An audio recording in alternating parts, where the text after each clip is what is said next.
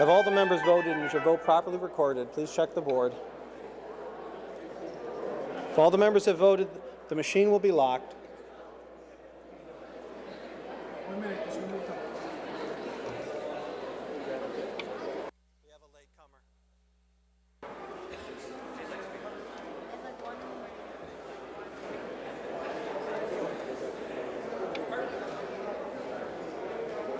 Representative Green, for what purpose do you rise? Mr. Speaker, I rise to vote in the affirmative. Representative Green in the affirmative. The clerk will announce the tally.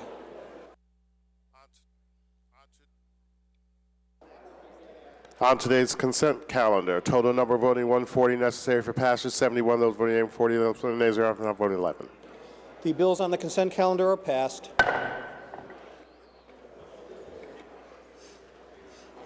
Will the clerk please call calendar 188? On page 11, calendar 188, House Bill number 6810, an act concerning transfer of probate court records. Favorable report of the Committee on Judiciary. The distinguished Vice Chairman of the Judiciary Committee, Representative Spallone. Good afternoon, Mr. Speaker. Good afternoon, sir. Mr. Speaker, I move acceptance of the Joint Committee's favorable report and passage of the bill. Question is on acceptance and passage. Will you explain the bill, sir? Yes, thank you, Mr. Speaker. Mr. Speaker, this bill amends the section of the general statutes concerning the transfer of probate court files between probate court districts in the event it's requested by a person or representative of somebody who is either under voluntary or involuntary conservatorship. And Mr. Speaker, under current law, a person who is incompetent to handle their affairs or can have a voluntary conservatorship imposed at their request or an involuntary conservatorship imposed upon petition to the probate court. And what this bill does, Mr. Speaker, is it adds to the list of those who can move to have the file transferred to another probate district the person that is under the conservatorship. Under current law, the conservator, the first selectman, the chief executive officer of the town, or a husband or wife or relative can ask for the transfer to be filed, but not the ward. And this raises the question that some members have asked: if a person is under an involuntary conservatorship, how could they have the legal right to ask for their file to be moved? And the answer to that question, Mr. Speaker, is that a person in that position may have a guardian ad litem or similar representative who would make this motion to the court. And this bill comes before us through a real-life example of a resident of Fairfield County who was being moved to Connecticut Valley Hospital in Middletown and was represented by the Connecticut Legal Services Project, and they had difficulty having those records transferred. So, Mr. Speaker, this bill was approved by the Judiciary Committee without objection. I ask my colleagues to support it this afternoon. Thank you, Mr. Speaker. Thank you, sir. Will you remark further on this bill? Will you remark further? If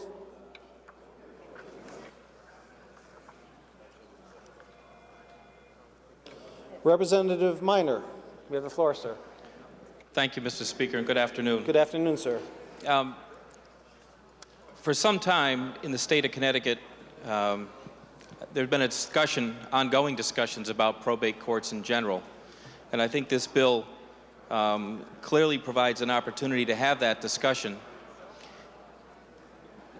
As I understand it, probate courts, either individually in some places or cumulatively in terms of being regional, exist throughout the state of Connecticut. And in an effort to maybe have a little bit of that conversation, I'd like to call an amendment, if I might. And that's LCO 5404, and if I'd be allowed to summarize, please.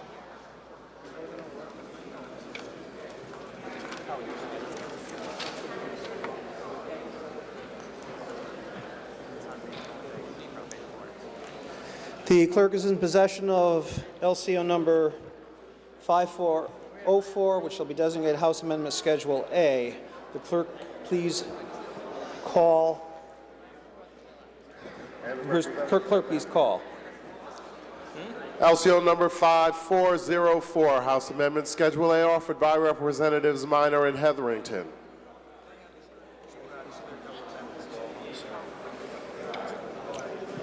The gentleman has asked leave of the chamber to summarize. Is there objection? Hearing none, please proceed, sir. Thank you, Mr. Speaker. As I said, probate courts exist throughout the state of Connecticut, and what this amendment proposes to do is to clarify that the regionalization of probate courts anywhere in the state of Connecticut would not be accomplished without an affirmative vote of the legislative body of each municipality affected by such regionalization services. The purpose of bringing this amendment out today, Mr. Speaker, is to allow us to talk about local control, and I urge passage. The question is on adoption of the amendment. Would you remark, sir? Thank you, Mr. Speaker. As I said at the onset, this, in my view and in the view of many, is about local control. I think all of us, being elected officials, have some understanding of how this process works.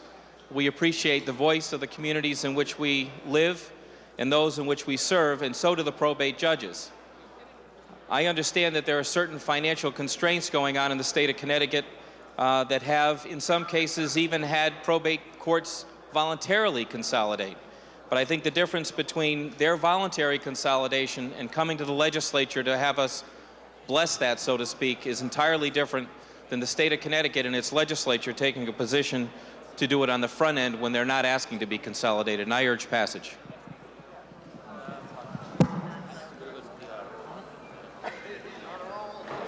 Thank you, sir. Representative Christ of the 11th. Mr. Speaker, I move we PR this bill. Questions on pass retaining the bill. Is there objection? Hearing none, the bill is passed retained.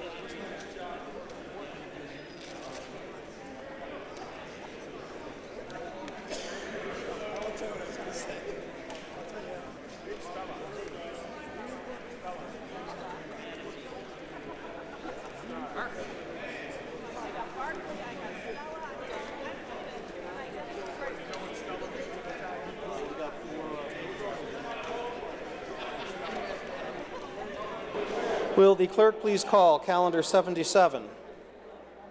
On page 7, calendar 77, substitute for House Bill number 6518, an act concerning the Real Estate Commission. Favorable report of the Committee on General Law. The chairman of the General Law Committee, Representative Stone. Thank you, Mr. Speaker. Good afternoon. I move acceptance of the Joint Committee's favorable report and passage of the bill. Question is on acceptance and passage. You have the floor, sir. Yes, thank you, Mr. Speaker.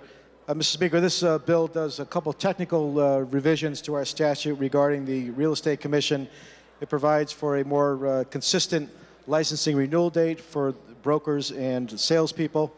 It also provides that brokers in a commercial real estate transaction must retain certain records for a period of 3 years from the date of the transaction. It also provides for that the Department of Consumer Protection may require approval of instructors for real estate courses. The law presently says that the department shall not require approval. We're going to leave that in the discretion of the department. Mr. Speaker, there is a cleanup amendment to LCO number 5215. I ask that the clerk call it. I'd be allowed to summarize.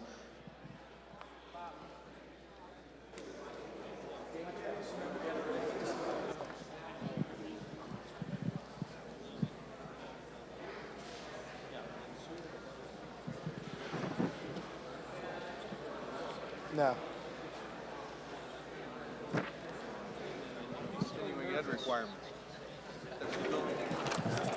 The clerk has an amendment, LCO number 5215, which will be designated House Amendment Schedule A. Will the clerk please call?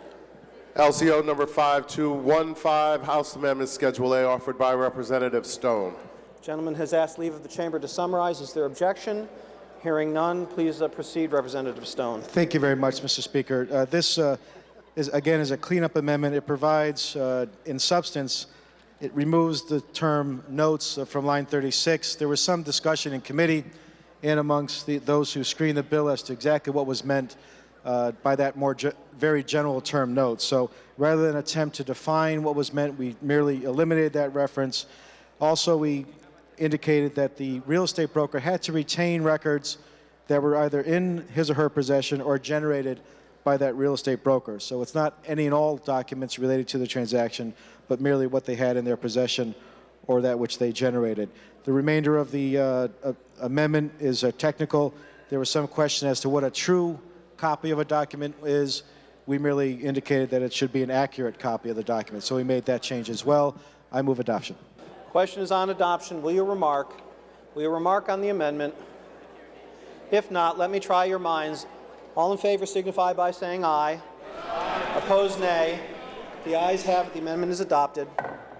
Will you remark further on the bill as amended?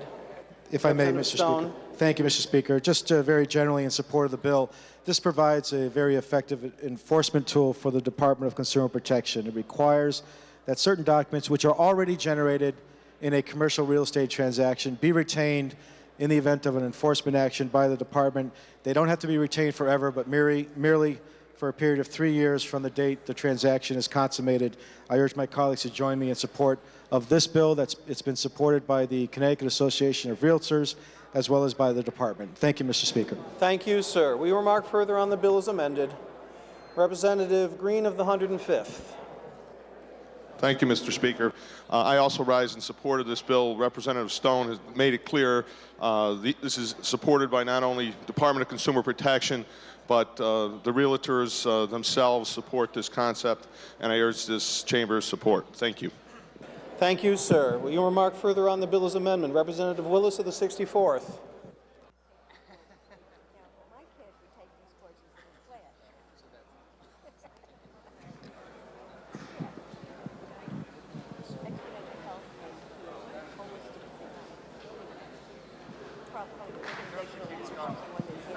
Representative Willis, are you seeking the floor?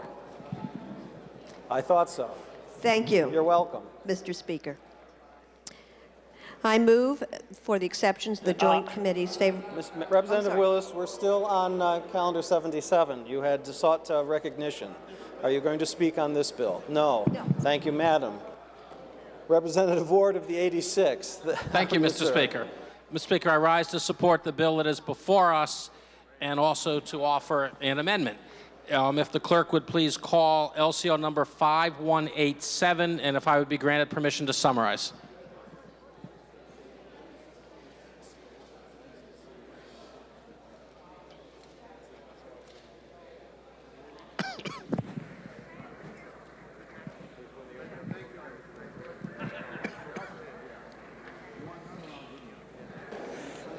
The clerk has in his possession an amendment, LCO number 5187, which will be designated House Amendment Schedule B.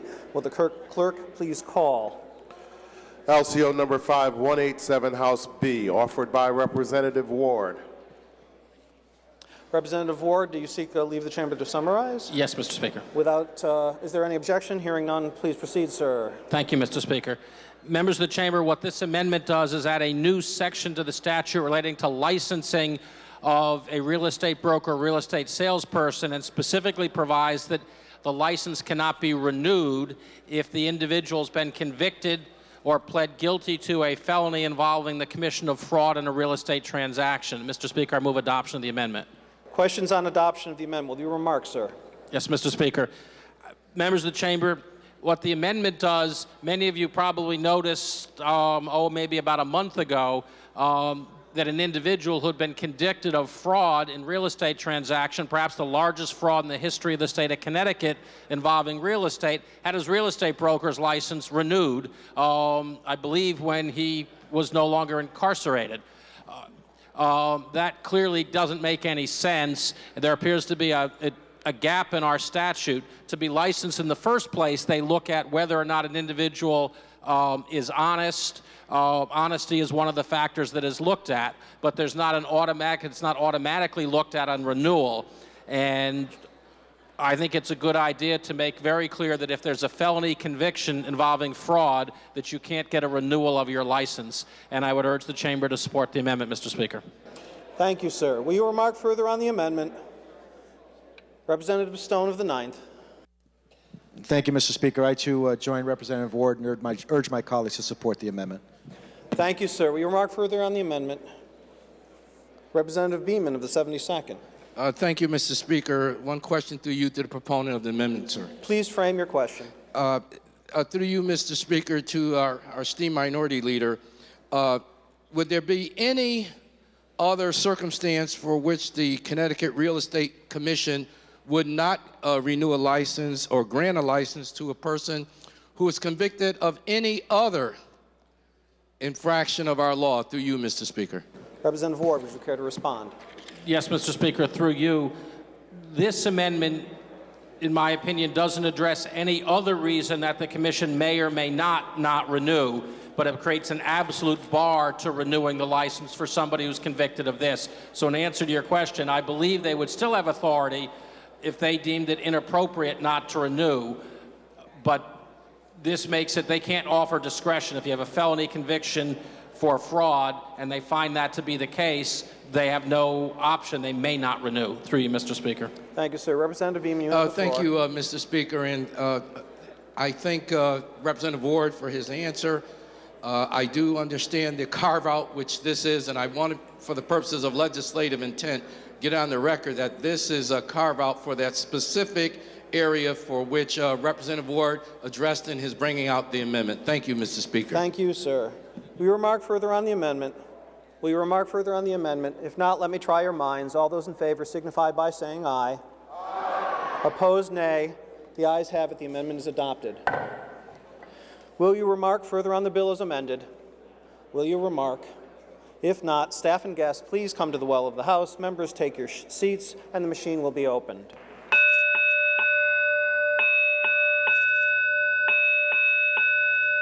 The House of Representatives is voting by roll call. Members to the chamber. The House is voting by roll call. Members to the chamber, please.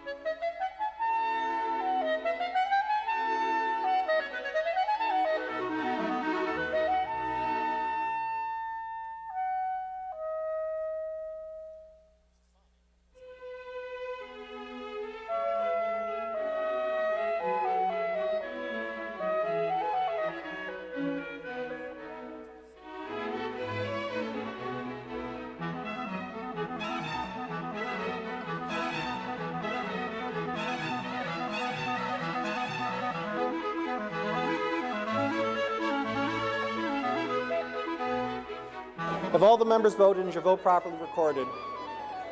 If so, the machine will be locked and the clerk will take a tally.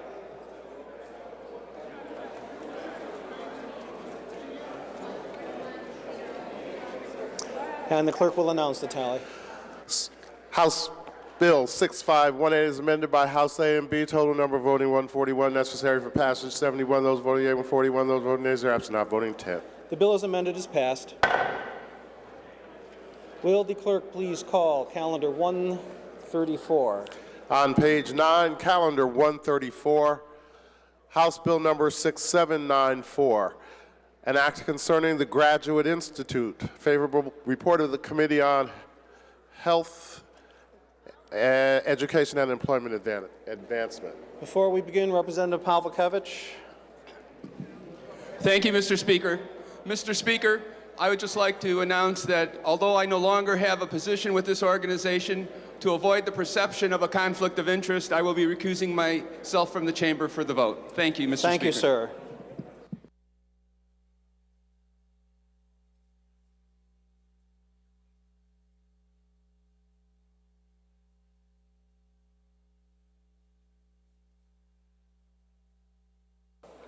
Representative Willis, you have the floor, madam.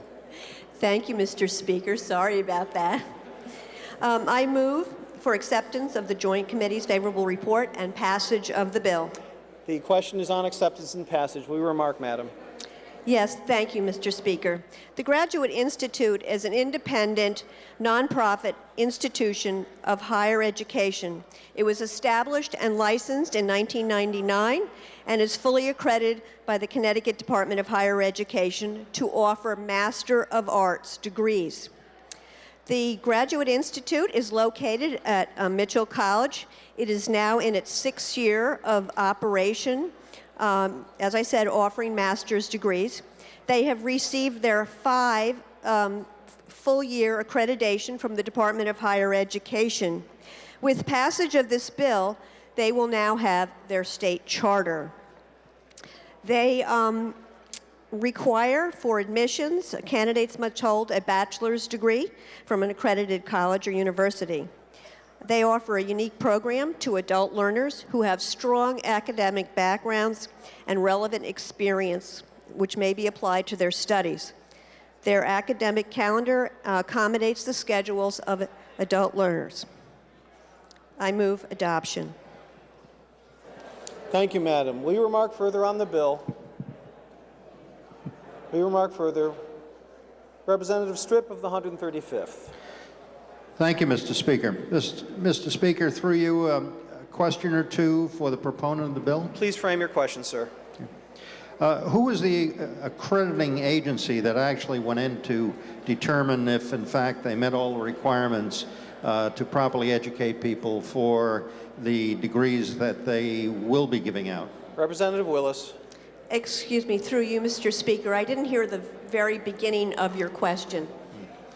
Sir, would you who was repeat it, the accreditation organization that determined that they had the proper qualifications for issuing degrees?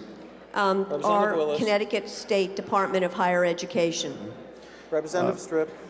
Yes, through you, Mr. Speaker, another question for the proponent. Please proceed. Yeah. What degrees right now have they been accredited for? Through you, Mr. Speaker. Representative Willis. Yes, thank you very much. Through you, Mr. Speaker. The Graduate Institute offers master degrees program in health and healing, holistic thinking, oral traditions, organizational leadership, and conscious evolution. Thank you. Representative Strip.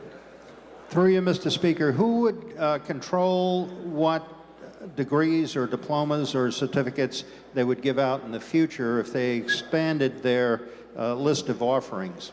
Would it be up to them, or would they have to go back to the Board of Higher Education?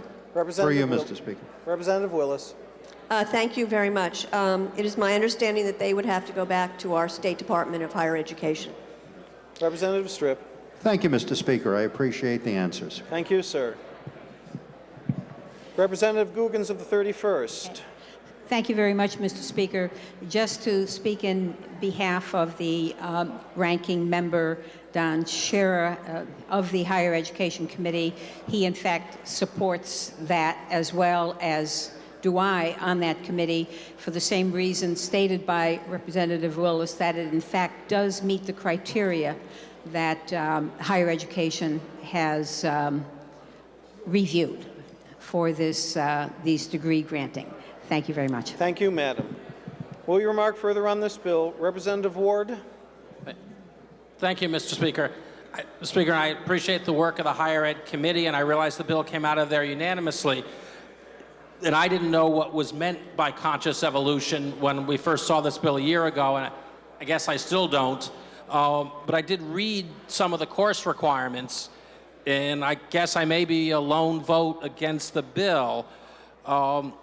They have a program, one of the courses is Light, Rhythm, and Form, and it talks a bit about the program. And it says that the arts provide a source of primary information concerning our experience of reality, a type of information not available through the rational analytical mind. It then goes on to say that the course will provide a set of experiences that will illuminate them as a link to non-rational knowing and as a window to a broader reality. I actually thought one of the great things about higher education is it taught both our young people and people who continue their education throughout their life to think analytically and rationally. I shudder to think if one of my children asked me to pay tuition for a program for non-rational, non-analytic thinking. And then I ask myself as a state representative, am I doing a good job to help? And I realize people that know a lot more about education than I do have approved this and it meets our guidelines. But I'm puzzled that we're approving degrees, a master's, in some forms of non-rational thinking. And that doesn't strike me that that's the general purpose of higher education, so I'll be voting no. Thank you, sir. Will you remark further on the bill? Will you remark further? If not, staff and guests, please come to the well of the House. Members, please take your seats, and the machine will be open.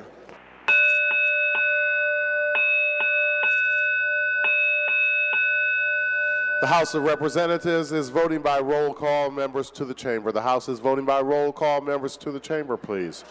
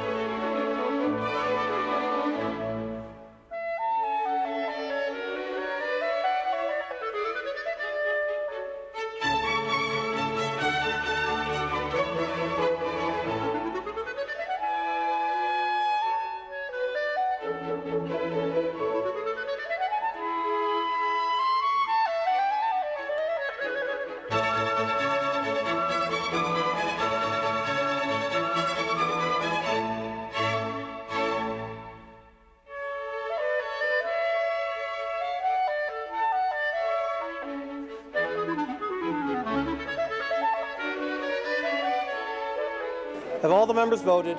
If all the members voted, is your vote properly recorded?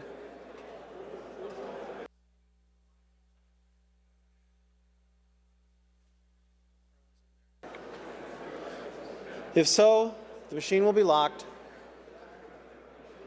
and the clerk will take the tally. And the clerk will announce the tally.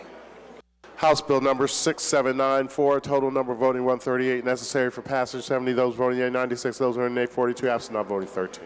The bill is passed.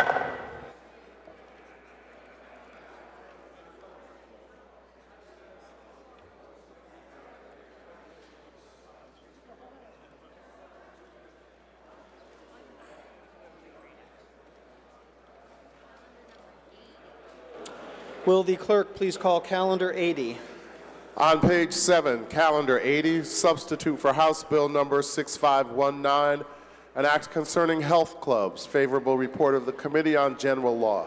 The gentleman from East Hartford, Representative Christopher Stone. Thank you, Mr. Speaker. Again, good afternoon. Good afternoon, I move sir. acceptance of the Joint Committee's favorable report in passage of the bill. Questions on acceptance and passage. Will you remark, sir? Yes, Mr. Speaker, thank you. This bill was initially brought to us by the Commissioner of the Department of Consumer Protection. It's designed to do a couple things. One is to provide an additional option to consumers to extend on a monthly basis their contract with a health club. It also provides for enhanced penalties for those who violate the provisions of our regulations, calling for a civil penalty of not more than $300 for a violation. There is a cleanup amendment that I'd like to be called before I summarize the rest of the bill. That amendment has been designated as LCO 5407. I ask that the clerk call and I be allowed to summarize. Will the clerk please call LCO number 5407, which shall be designated House Amendment Schedule A? Mr. Speaker? Representative Ward, for what purpose do you rise? To point out that it appears an amendment that was called we do not have on this side, or the amendment that was being offered. The House will stand at ease.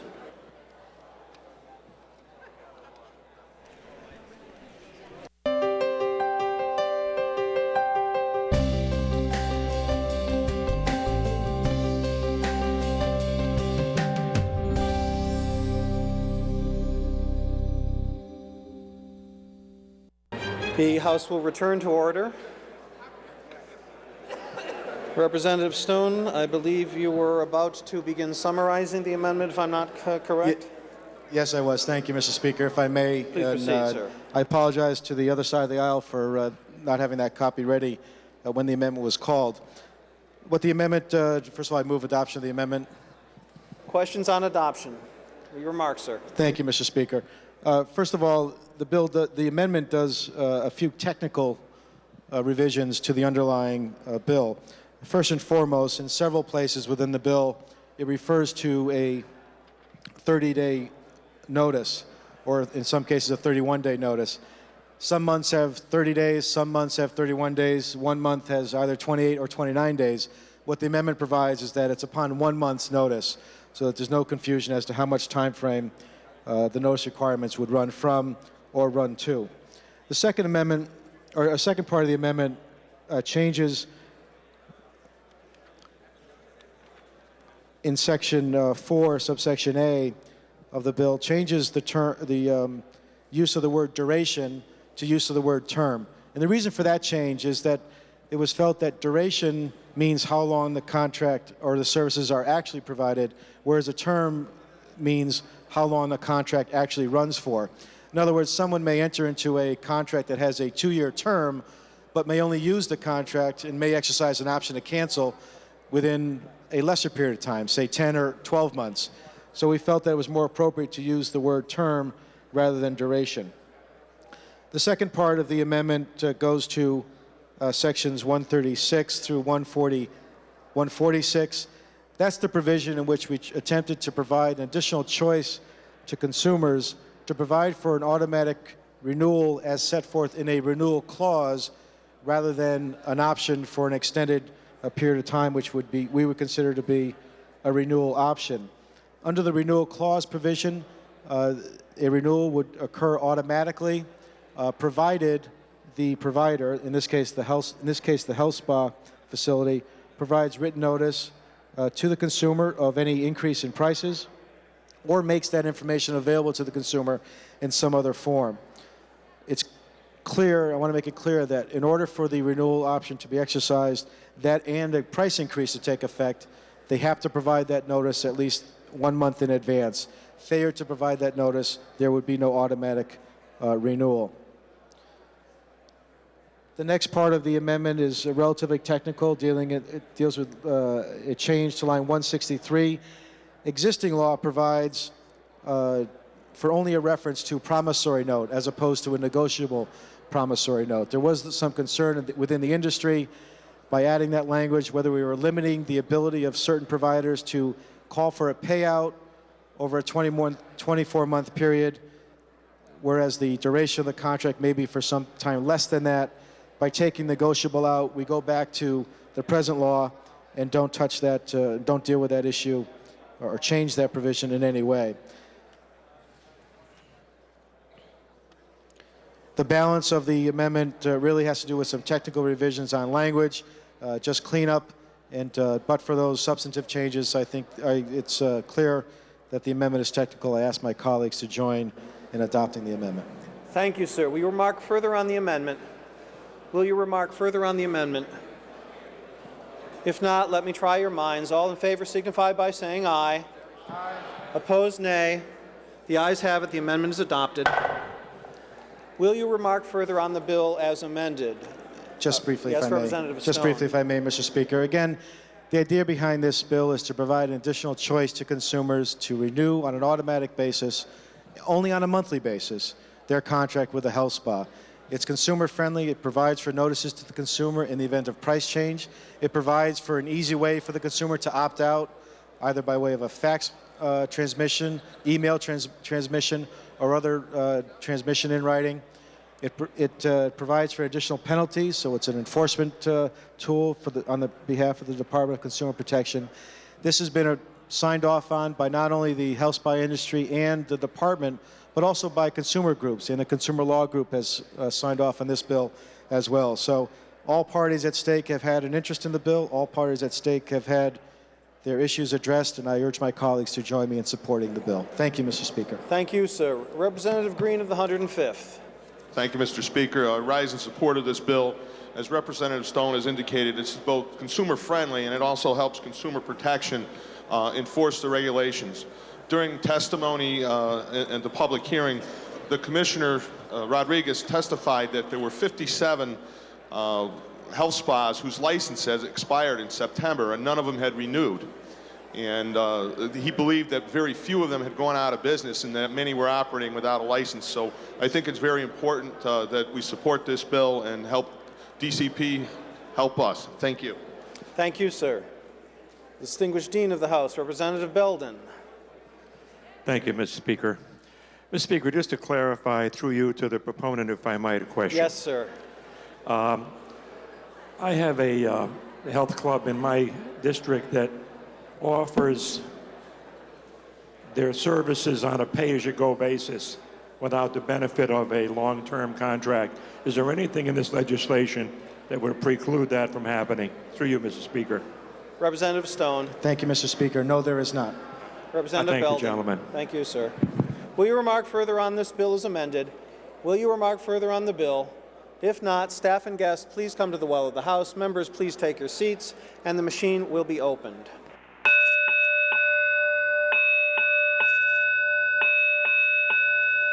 The House of Representatives is voting by roll call. Members to the chamber. The House is voting by roll call. Members to the chamber.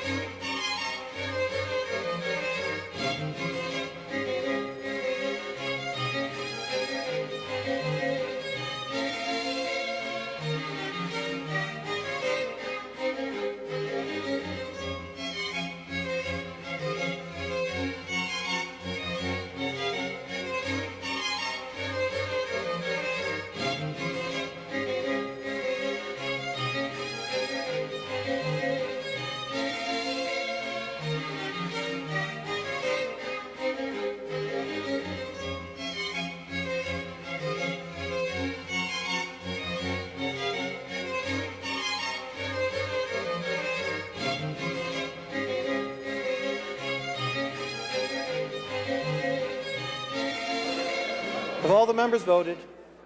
Have all the members voted? Is your vote properly recorded? If so, the machine will be locked, and the clerk will take a tally. And the clerk will announce the tally. House Bill 6519 is amended by House A. Total number voting 138. Necessary for passage 70. Those voting yea, 138. Those voting nays are absent. Not voting 13. The bill as amended is passed.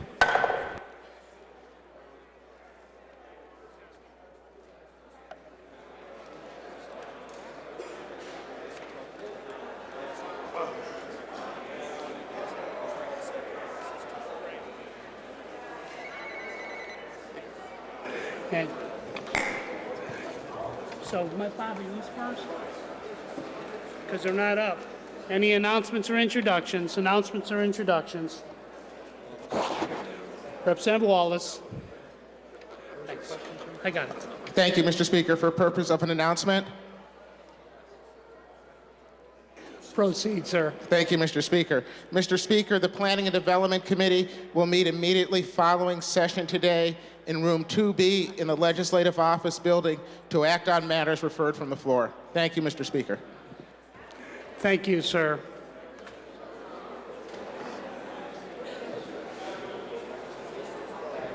Representative Ryan. Yes, Mr. Speaker, for the purpose of announcement. Coming right up. You may proceed, sir. Thank you, Mr. Speaker. I just want to announce that the Labor and Public Employees Committee will have a meeting to act on 3 bills referred to it tomorrow morning at 10 o'clock in room 1D. Thank you. Thank you, sir. Representative Delgado. Thank you, Mr. Speaker. For purposes of announcement. You may proceed, sir. Thank you, Mr. Speaker. To my colleagues in the House, just wanted to remind everyone that tomorrow will be the 18th annual John Blair Memorial Capital Basketball Tournament, which is a wonderful time every year. And it also would let everybody know that the proceeds from this event benefit Veterans Who Care here in Connecticut. It's an organization that helps veterans throughout the state of Connecticut. It's my understanding, as a matter of fact, that our speaker will be, it's been rumored, will be throwing out the first ball for the tip-off as the tournament begins. That will be at 5 o'clock at St. Joseph College, and there'll be a celebration beginning at 6 at the Officers Club, and I hope members will be able to attend, those who aren't playing, and have a great time. Thank you, Mr. Speaker. Thank you, Representative, and hopefully I'm going to get some Bengay on the arm. Hopefully I can even throw a ball up in the air. We'll see. It's been a long time. Representative Nafis. I rise for a point of personal privilege, Mr. Speaker. You may proceed, madam. Thank you, Mr. Speaker. Come on in, guys. First of all, I would like to say that Newington does have champions, in spite of what our good representative from New London mentioned earlier today about our basketball team. 3 years ago today, Newington Knights, a team of dedicated junior Pee Wee football players under the direction of Coach Brian Perillo and his great team of coaches, worked hard and they made it all the way to the Pop Warner National Championship games in Florida, which was an incredible achievement, not only for our community, but also for the state of Connecticut. Unfortunately, they lost in the final game to North Carolina, but we were certainly very, very proud of their achievement that year. Then, in 2003, 2 squads from Newington continued to work hard. They had the perseverance to continue to move forward, and I think they saw it. They'd been to Florida once. They wanted to get back there again, and I know they had the hearts of champions. So once again, they did that. They worked their way through, and they made it to Florida.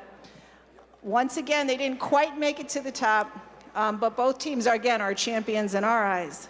And then this year, in 2004, I'm so pleased to announce that our teams from Newington just continued to work and work. They both had 14-0 seasons. The Pee-wees scored 463 points and gave up an amazing 0 points the entire season, which is really quite a feat. It really was. It's an amazing thing. Both teams went on to become Central Connecticut Pop Warner champions, Connecticut State champions, Western New England Regional champions, New England Regional champions, and finally, in December 2004, For the first time in Newington's history and in the state of Connecticut's history, Newington Knight Pee-wees under the direction of Coach Brian Perillo and Newington Knights Junior Midgets under the direction of Coach Jeff Perillo, brothers by the way, went on to become Pop Warner national champions. Please join. Go ahead.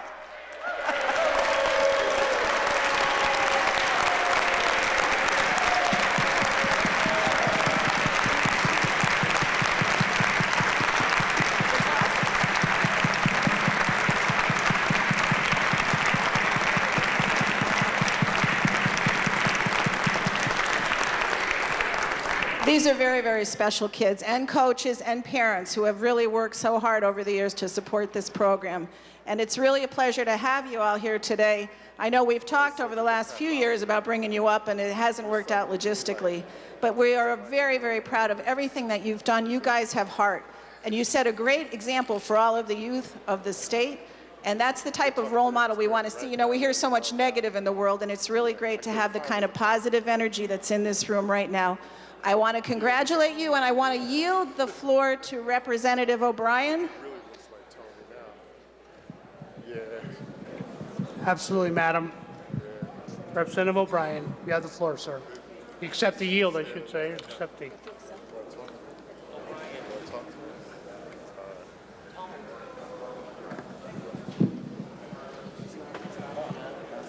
Mr. Speaker, I think my microphone is on, so I think that's why Representative O'Brien is having difficulty. Representative Green, would you mind? His mic's not working. Would you like me to give the yield back to Ms. O'Brien or make my comments? If you wouldn't mind, Representative Green, we'd appreciate that, sir. Thank you, Mr. Speaker. Mr. Speaker, I also rise to congratulate the team. I happen to work with one of the coaches, Mr. Lewis Austin. Mr. Austin, if you can just wave. Mr. Austin and the coach and the members of the team, I'd like to congratulate you. I've had the opportunity to watch some of your films, and I want to just congratulate you on a very well-done season. We're so proud of you. And again, it's a small world, but you know, we're all connected, and we're just so proud of our young citizens of Connecticut. Thank you, Mr. Speaker.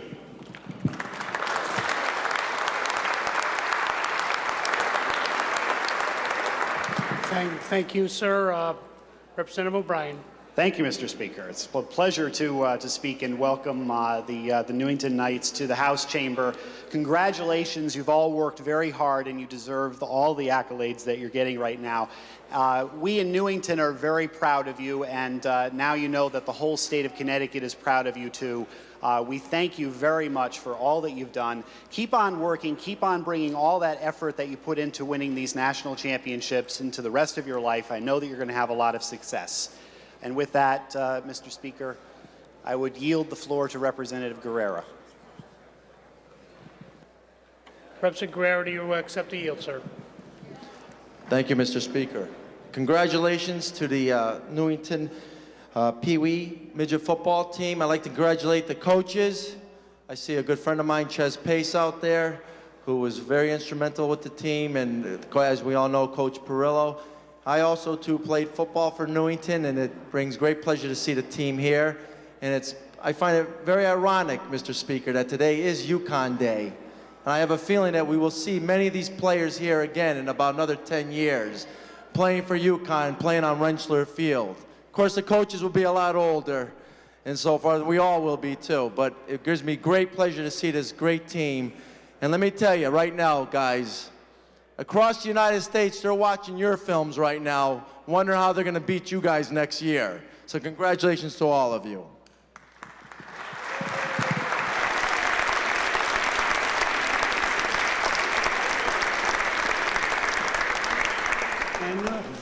And I must, to the coaches and to the parents, and especially the players, gentlemen, it's a pleasure to have you here today. We hope that you'll find this an interesting day at our Capitol. More importantly, we hope that not only you champions on the field, but more importantly, you're champions off the field. We'll be following your careers. Your coaches are going to be watching your careers, and your moms and dads. We expect big things from you. You guys are champs. 0 points. Do you guys realize what you guys did? Can you imagine that? Nobody scored on you guys, and you should be pretty proud of that. and you are champions to us, so we appreciate you coming to this Capitol. We hope to see you again someday. Who knows, as Representative Guerrero said, maybe in a Uconn uniform, but we'll accept you in any uniform, okay? And God bless you, and hope to see you come back soon. So, great job.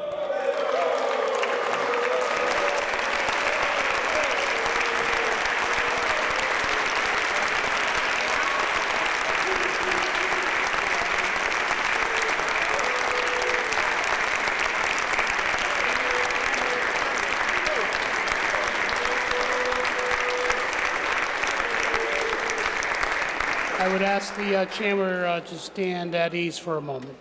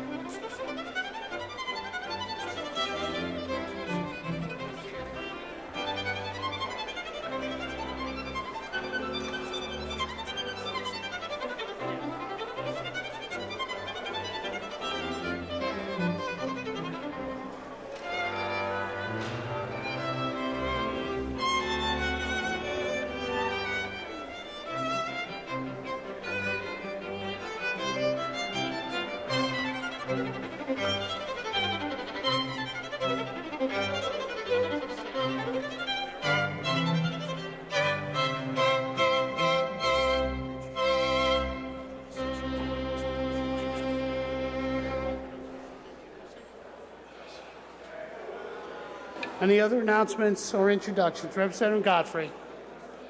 Thank you, Mr. Speaker. For purposes of an introduction. You may proceed, sir. Thank you. Every year, ladies and gentlemen, as you know, the building gets taken over by the Youth and Government Program of the YMCAs of the state of Connecticut. We had over 350 people as our guests here a few weeks ago in March to experience the process and the issues that come before legislatures and government in general. A very successful year. They've been at it for over 50 years. And I'm pleased to have with me two of the young people who were involved in that this year. Dan Spellacy, who's standing next to me, and Brenda B. are here from New Britain. The New Britain Y has been in this program for all of 3 years now, and they've been doing a lot of work. And indeed, Mr. Spellacy got himself elected youth governor, and Ms. B managed to get herself elected as Secretary of the State. We're very, very proud of both of them, and we want to welcome them here to see how we do it. We're a little noisier than you guys were, who they kind of sit quietly and actually pay attention to what's going on in the debates for that long weekend in March every year. So please join me in congratulating them and welcoming them to this chamber. Thank you.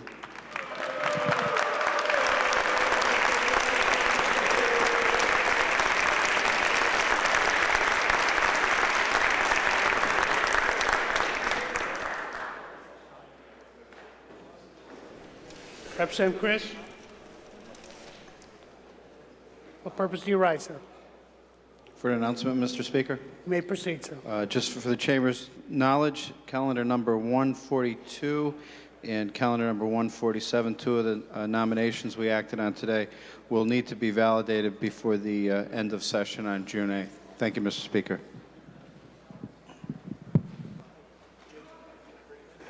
Thank you, sir. Ladies and gentlemen, I ask you to please stay in the chamber as you